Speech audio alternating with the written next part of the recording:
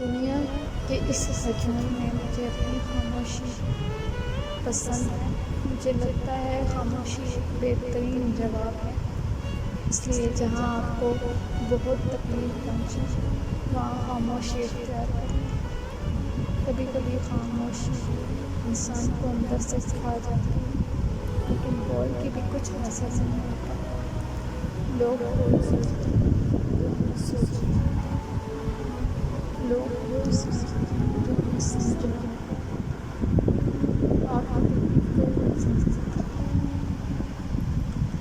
इसलिए अपनी तकलीफ को सुलझाने